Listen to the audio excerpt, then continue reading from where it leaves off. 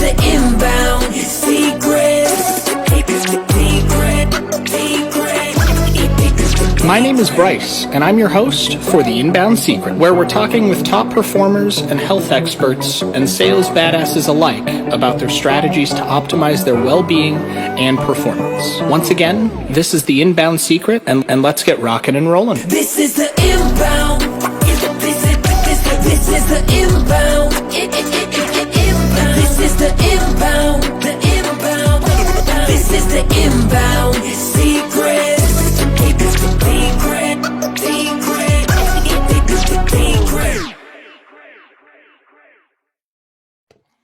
What's going on, everybody, and welcome back to The Inbound Secret. As always, I'm your host, Bryce Vance, and we've got Joe DiRoma today coming in hot. I know you're hustling over there, man, so I appreciate you taking the time to come in.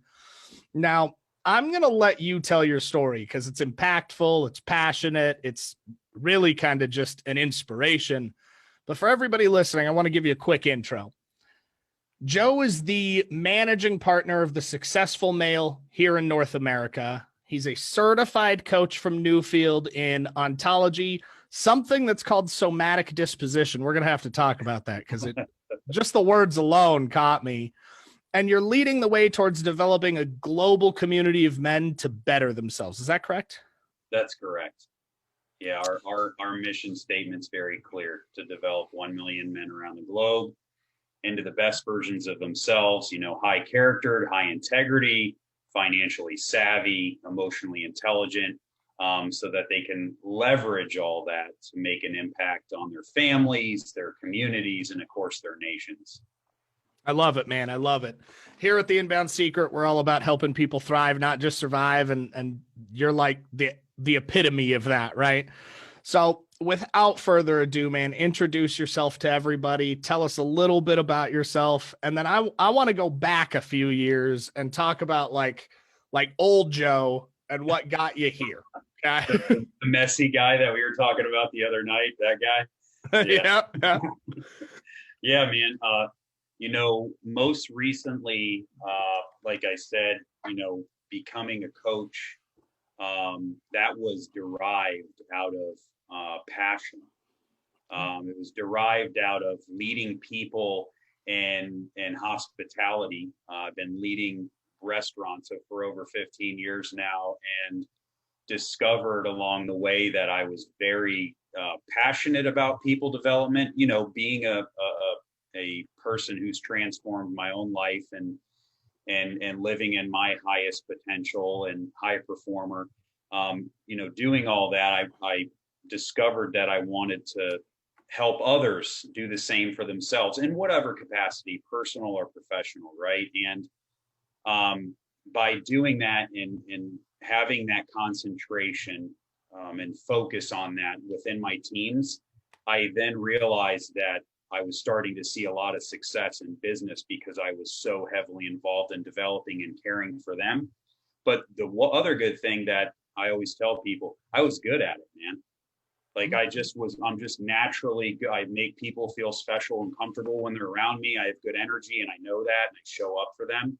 And so it's really about discovering that for yourself, right? So, a little bit about me, my definition of success, which, we have to clearly define for ourselves. That's what we were talking about the other night. Like I drill that on people because that's the very first question we ask people in our e-course, the Success Blueprint. What is your definition of success? Because it's so subjective, not society's version, not your mom and dad's, but what is yours? And then I define that for myself, right? And it's, doing what I want, when I want, with who I want. So best version I've heard, and that's from John Maxwell. But then, I got clear on my purpose, my passions, what my values are, and things really started to come alive for me. And it was more about chasing, being excellent, chasing greatness rather than just settling for average, because I think a lot of people get confused and think that mediocrity is because we have it so good here, so it's like, oh, yeah. I'm good. You know what I mean? Like, oh, I'm good. But so today I'm a loyal son. I show up for both my parents, and I'm a good brother and an attentive father and a loving husband. And I definitely show up for my wife in a way that I've never shown up for women before, and I did a lot of work in that area. So that's kind of where I'm at now. I'm, owning and running restaurants, leading the charge for the successful male, blasting off on the podcast and the magazine, and just developing a lot of men in my client business with that. I love it, man. I love it. One of the everybody that listens to this has heard me say this before. I historically I'm a prolific mistake maker, right? Like and any problem that I could have gotten into, any trouble I could have gotten into, like I've been there, done that. And I'm one of those people that like I learned the lessons the hardest way physically possible, right? It's never like, oh, advice, I'll take that. It's always like advice. I love it. Thank you. Still gonna do the thing, and then I'll come back to that. Yeah, I need the experience. I have to feel it. Yeah. And that's led me. You said one thing there that really caught my attention, and that's what we were talking about the other night, right? We were talking about success being really individual, right? Like your definition of success could be very different than mine. It could be very different than Trey's, from Bree's, from Samantha's, from anybody's, right? Yep. And it's important that we talk about that, because you transferred very well into the statement of we have it so good here. For those of you who are listening, think about your average American household. Even in the poverty line, we're still bougie compared to most of the world, right? We're blessed to be able to have that, but it comes with its own set of consequences. I talk about socioeconomic brainwashing and complacency being like two of the biggest issues that are, for the lack of a better term, infecting Americans and any country that has westernized culture, right? That's a great term for it, though. That's what it is. Yeah. Yeah. And I love the fact that the successful male is about changing the things that we inherently were bred to believe and just got passed on and passed on and passed on. And I can tell you firsthand, like the man I was 3 years ago isn't even a shadow of the man I am today. And I had to go through a lot of the stuff that you're helping other men worldwide solve. I just had to do it myself, because there wasn't a you in my life at that time, right? So I implore you for that. I think that's super inspirational. Now, talking about that, because both of us have messy pasts, so we're going to talk about it a little bit. We know who you are now. We know what your mission is, right? Change 1 million men across the world to be the best version of themselves, right? And you've gone through a lot of stuff to get there.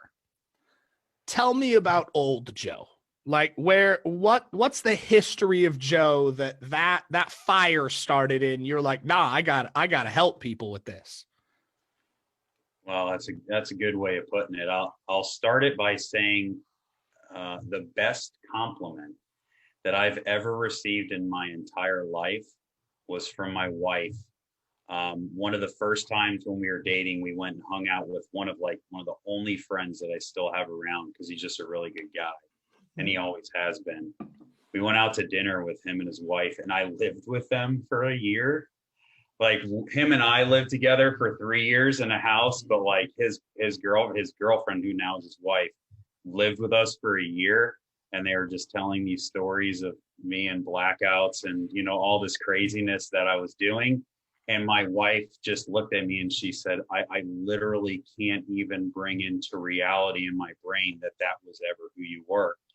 And that right there tells me, just is like the true testimony of how powerful transformation of thought and attitude really is when you do the mindset and belief system rewiring, right? So that being said, I started at a very young age. I guess decided to get real messy real early. I was suffering from mental illness and deep depression, and was in my first residential psychiatric hospital at 14 years old. And was already, using drugs at that time. And, and things just progressively got worse from there. And, I was in residential rehabs at 16. I had already gotten a good string of arrests by that time,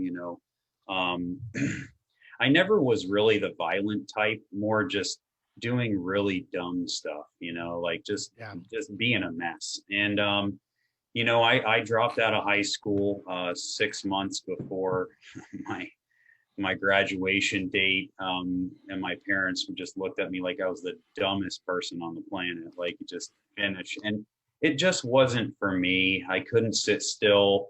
I didn't see the value in doing stuff that I had already learned and memorized.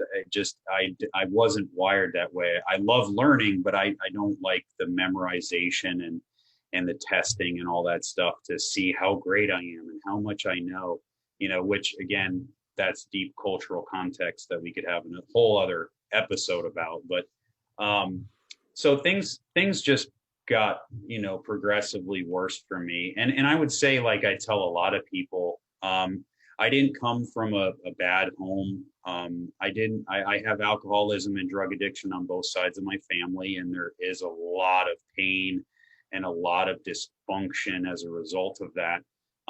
But my mother instilled in me very good values and integrity, and I was raised in the church. So it wasn't like I didn't know, like it wasn't like I wasn't taught the right things, I chose with my own mental illness and addictions to take a different path, and I was absolutely wrong. So, like you said, just a big mistake, right? Like I had to learn. Well, I want to add to that. There's a lot of similarities in like your story and what I myself have gone through. I didn't come from like a bad home. Yeah, my parents got divorced when I was like 8 or 9, but they're both very loving. We spend every Saturday together now. We're very close now. It took years to repair those relationships. Oh yeah. But it wasn't that I didn't know. It's for whatever reason at that time in my life, I decided to be completely wrong in the way that I wanted to go. And tell me what you feel on this, because I love this topic, because it shows that for all of you watching and listening, if we can overcome this, if we can every day strive to be a better version of ourselves, you can too. That yeah. If you need to reach out and talk to one of us, feel free to reach out. We are all here to help you. Just know that you can do it. But it wasn't one decision back then for me. Everybody seems to have this thought process of you made one decision that this was how your life was going to go. I didn't wake up on a Tuesday and think, want to do drugs and drink all the time and get kicked out of school and screw up my future. That never crossed my mind. It was tiny little decisions every day that just built up to this gigantic snowball. Of a few years into that, I was like, what the fuck happened? Yeah. Well, that's the law of compounding development. And people think that they only associate it to like the debt snowball, but that is in the negative space and in the positive space, right? And the law of compounding development is, you pretty much said the definition, but it's small, simple steps done consistently over time produce radical outcomes, right? Like it's, and it's more about the habits that I had that dictate my future, rather than like, I made this one big, I mean, I did make a lot of one big mistakes, right? Like, but their majority of them, like you, was just choosing day after day to not show up for me, right? And to continue filling this empty hole inside of me with women and drugs and alcohol and cars and jobs and clothes and money. And none of it had anything to do with filling that spiritual hole or any type of love on myself, right? Because so much of the reason why I had to keep using was because I wasn't living in my integrity. I knew I should be living up here, right? And rather than raising my behavior to meet my standards and goals, I just kept lowering my standards and my goals to match my behavior, right? Yeah. And then guess what? I continue going down. Then I start hanging out with other people that are lower, right? Because the other people don't want to hang out with you. Or you hang out with the drinkers, or then sometimes you hang out with the dry goods people. And then sometimes you hang out with all the people going to raves, because I'm in Tampa. Ybor was big back then, you know. And it was like you had these little pockets of people. And it was like, you know what? I was just whoever I needed to be in that situation, rather than, hey, this is who I am, and these are my convictions, and this is what I stand for. Yeah, it's a big thing. Like I talk about this with a lot of people, and I've done a few shows where like there's just a genuine connection between us, and we have this type of conversation. And it's interesting when we get to candidly talk about this, because the hardest thing I think I've ever had to do was take a look at myself. I started seeing a psychiatrist and a counselor, but was to take a look at myself and find out that I'm toxic, right? It wasn't looking at mistakes that I've made and making amends with it. While that was difficult, the hardest thing I've ever had to do was look at myself and objectively and truly vulnerably look at myself to find the things that were causing challenges and problems and issues, and dedicate not only time and money and resources and all that, but dedicate really my life and my mind to resolving those. Yeah. This is my 10th podcast in the last 6 weeks that I've been on. And what you just said, I'm probably have said on 6 out of the 10, that, because everyone's like, well, what was that like one turning point for you? And I said the same thing. The instant that I surrendered and finally said, I'm going to take responsibility for my life, actions, and results, directly or indirectly, that full acceptance of that's when change could start to flow in, right? Because then I'm no longer fluent in victimese. You know what I mean? Like, it's not the cop's fault. It's not my mom's fault. It's not my girlfriend's fault. It's, it's my fault. And and like you said, taking that ownership is incredibly high level of humility. And at the same time, it's the single greatest kind of seed, or whatever you may call it, necessary for you to grow and move forward. And listen, everyone's bottom's different, right? Like, we know this. And you don't have to go through what Brian and I went through. Your bottom you don't have to go all the way down to the bottom floor. Yours could be right, or you could just be facing something very tough right now and just need to take responsibility for that. It's that choice time after time. Yeah. And it's oddly empowering. Like once you open yourself up to that point where it's just a holistic thing that you're doing for you, really, but you're doing it for everybody at the same time, right? But it all starts with you. I always relate it to, because I do a lot of like business coaching and like ecosystem coaching and stuff. And a very common topic in that is, well, I need to make sure to take care of so-and-so. Well, yes, you do. Make more to give more, like one of my close friends and coaches, Akbar, says. But there's a reason why you put on your oxygen mask before your child's when an airplane crashes. Yeah. You have to take care of yourself first before you can serve somebody else. Exactly. And it's like that trickle down concept, right? Like, everybody says trickle down economics doesn't work. Maybe not. That's a whole different discussion. But the holistic view of top down servitude does. Yep. And I think, to your point, there's nothing faster for me than getting the help of a mentor. Nothing accelerates your results faster than that, period. Oh, absolutely. Yeah. So much of my success since changing my life in 2009 has come as a result of, I always have 2 to 3 mentors at all time, a spiritual mentor, a business mentor, and a mastermind mentor. Always, without a doubt, because guess what? Kobe and Michael had Phil, and if you look at my books back there, you might see 11 rings. That's why he has more than can fit on his hands. You know what I mean? So it's like, if those guys who are incredibly high performers have them, then who the hell am I, There's even probably Tony Robbins something has a coach, you know what I mean? Even he had Jim Rohn, you know what I mean? It's like, yeah, I mean, Tony Robbins started the freaking industry and he had a coach, right? Yeah. There's probably something to it. So let's move a little bit further. We talked about old Joe, super inspiring, impactful story. We know where you are now. What were kind of the middle steps? I know you're a restaurateur, you're a coach for men. We've got to talk about whatever, let me look it up again.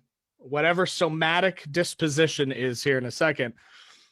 What were these stepping stones that kind of got you through all of this, not only holistically, spiritually, and mentally, but to your definition of success?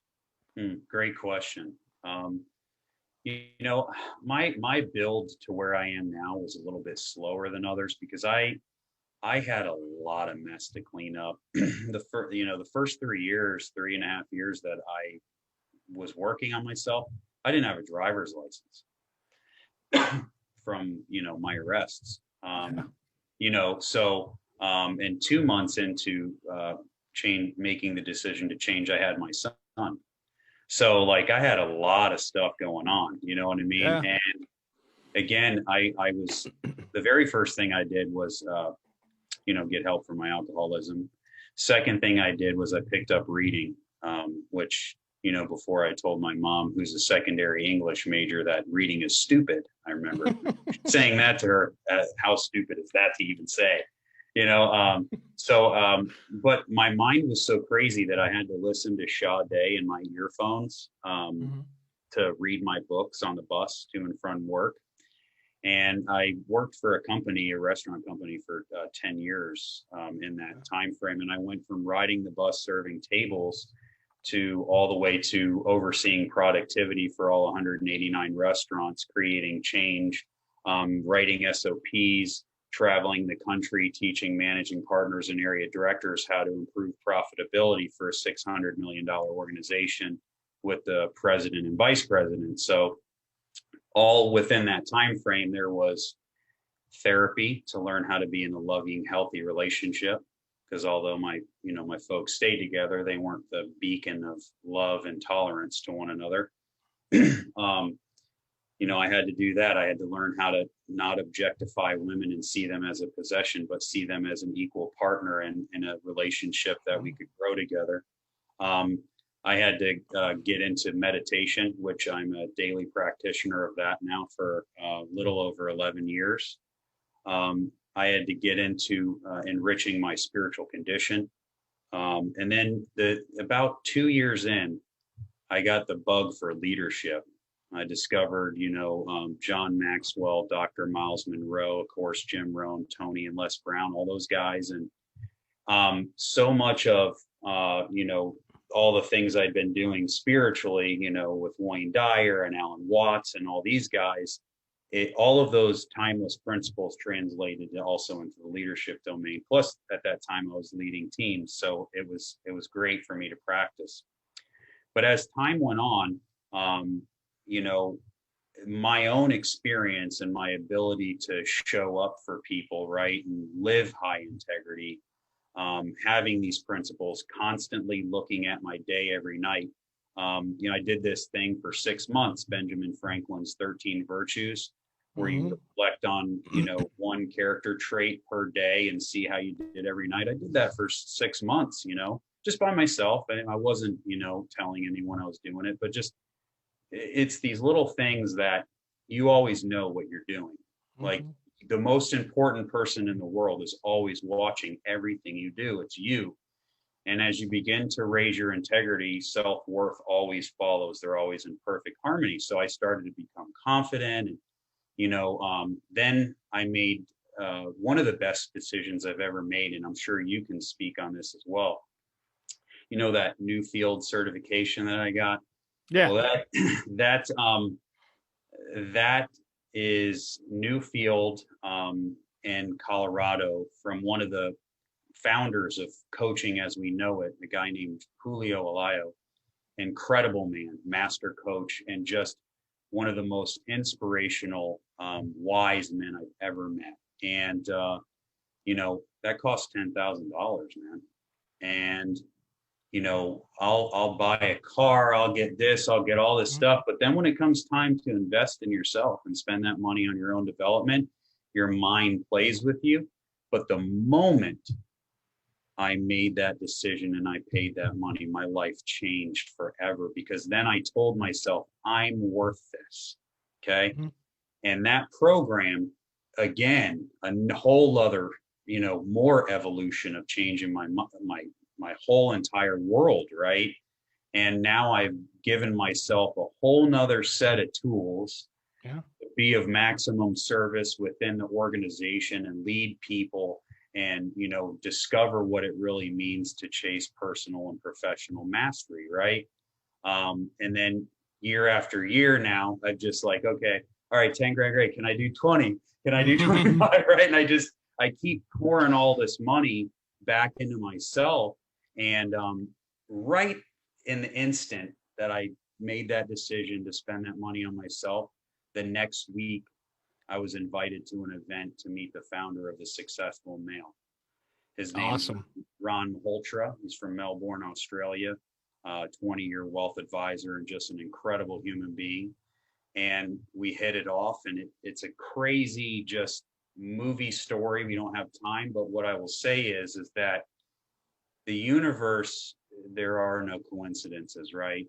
And the fact that a Indian Australian man from Melbourne and an Irish Italian American from Tampa, Florida can meet in Boca Raton, Florida at a 52-person event and then go on to start, building this global movement just shows the power of collective consciousness. And we're changing so many men's lives, and it's so needed because we're not always the first to put up our hands and say we need some help. You know what I mean? But the statistics around suicide, domestic violence, like we just were talking about, drug and alcoholism, are staggering with men, and it needs to change, man. Lastly, and then I'll kick it back to you, the somatic dispositions, which I know you're interested in that, right? And a lot of people ask me about ontology as well, right? And, oh, you're an ontological coach. Well, that's great. What the fuck is that, bro? You know what I mean? Like, that's a mouthful. Ontology is the study of being, right? So our being. And, within our being, we have what makes it up, which is our body, emotions, and language, right? So, somatic dispositions is the body aspect of it, right? Body language, understanding energy and metaphysics in terms of, exploring your energy signature and things of that nature. Like I always tell people, if you don't believe in body language and that has any effect, go tell your dog in a happy, playful voice what a piece of shit they are and see how excited they are. It's not about the language, right? Yeah. Like, just that human and just that species and element to everything is so invigorating. But then you have, right, creating coherency between the body, emotions, and language, right? Or the mind intelligence and heart intelligence.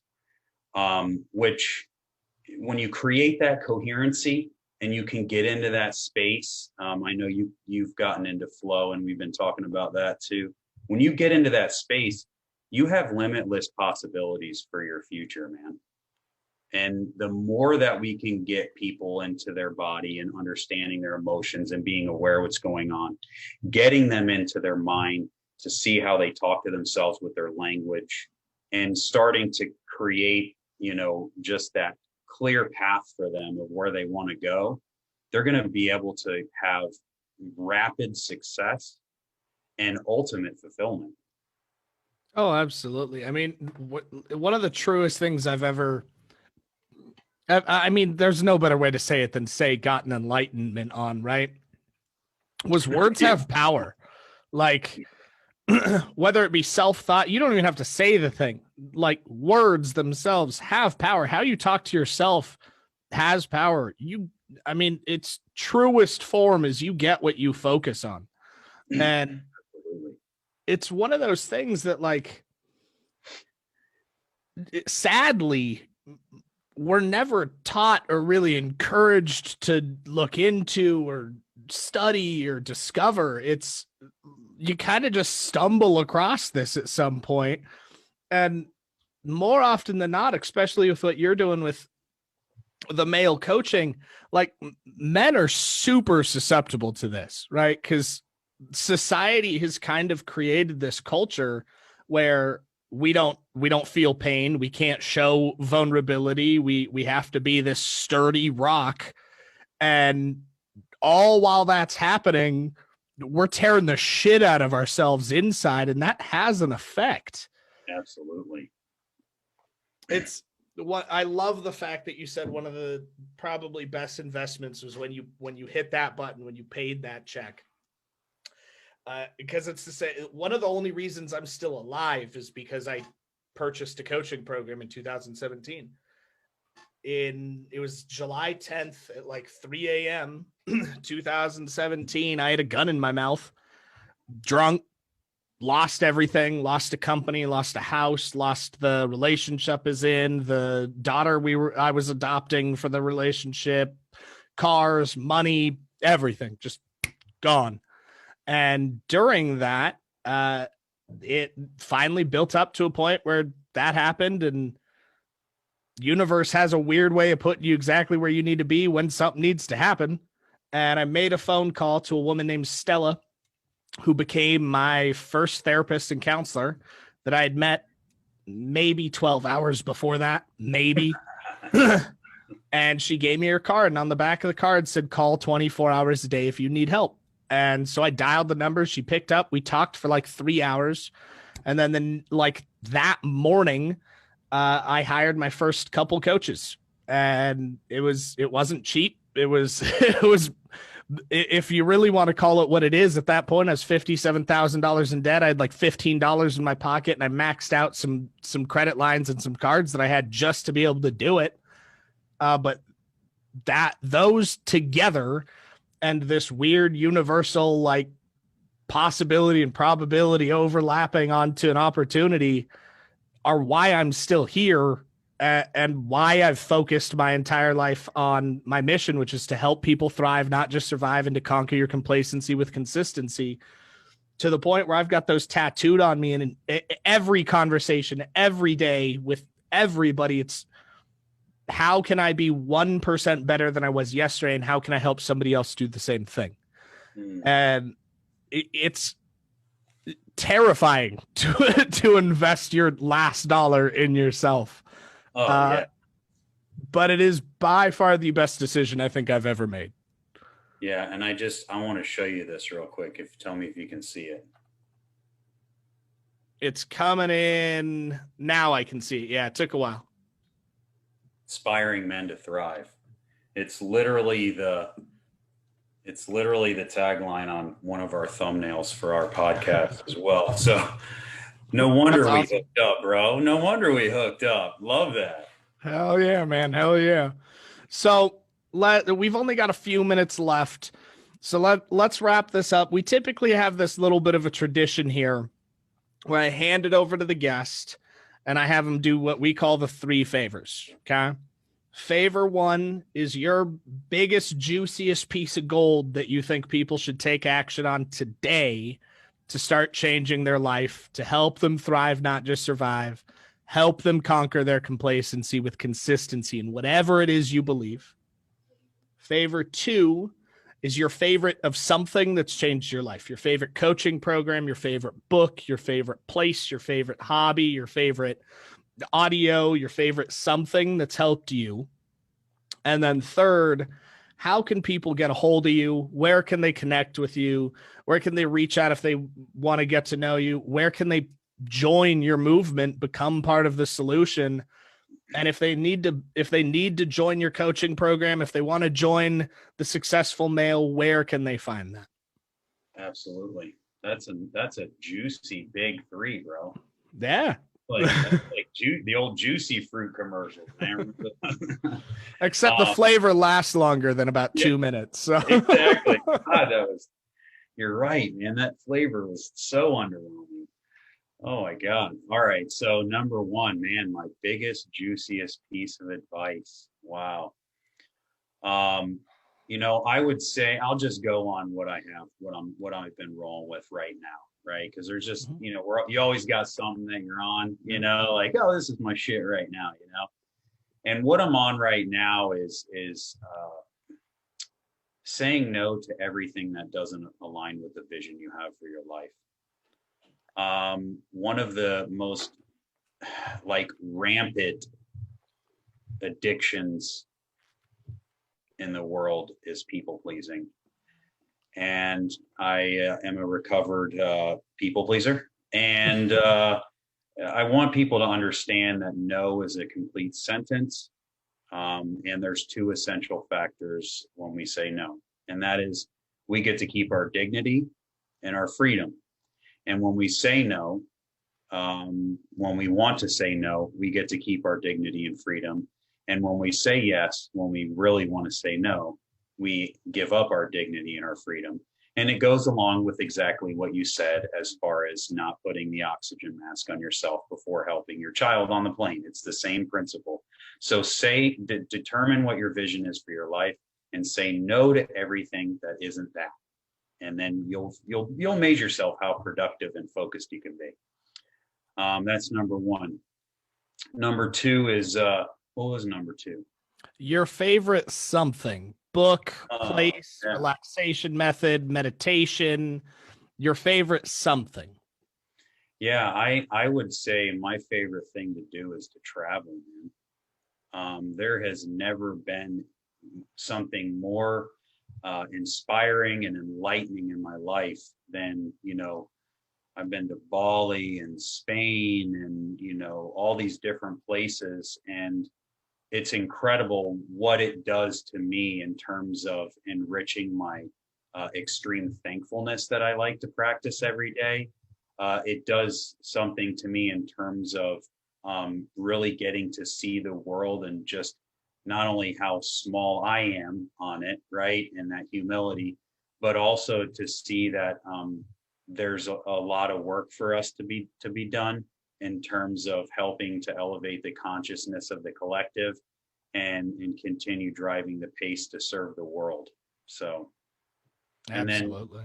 Then the last thing, of course, I remember this, dropping the offer and the business and the movement. And, we had all these plans to do live events and create, this space for men to come, like-minded individuals, and talk about ambitions and success and goals. Because women do a great job at that, man. They kick our ass with networking. We're, if we're not at a softball field or at the bar or something, it's like we don't hang out, It's because we're stubborn as hell. Oh, yeah. Yeah. So, with the website, thesuccessfulmale.com, you can hook up with us there. Our core program is the Success Blueprint. That's where the magic happens. That's where the transformation takes place. And it's holistic, right? Life is not one-dimensional. So your development shouldn't be either. It's multi-dimensional. We cover finances, things, that stuff we weren't ever taught in school. We cover relationships, how to be a great and effective communicator and all those things, networking, how to be a leader. We will cover mindset and mental health, as well as business and career fundamentals, right? So really bringing those 4 domains that men seem to be suffering in and elevating your success. And you do that with the course and a mentor. And we also do have mentors. So if you want to become a mentor with us and become a coach with us, you can. We also have, some eBooks The podcast is out. Myself and Ron Mahaltra have been rocking that out hard. Just like you, we've been jamming on Clubhouse stacking up the guests and invitations. And listen, you can connect with me, Joseph DiRoma, on Facebook, Instagram, and LinkedIn is where I have a heavy presence on all three. And if you're shy, you can email me at josephdiroma@thesuccessfulmail.com. And, we're going to keep driving the pace, Brian. Right on, man. Right on.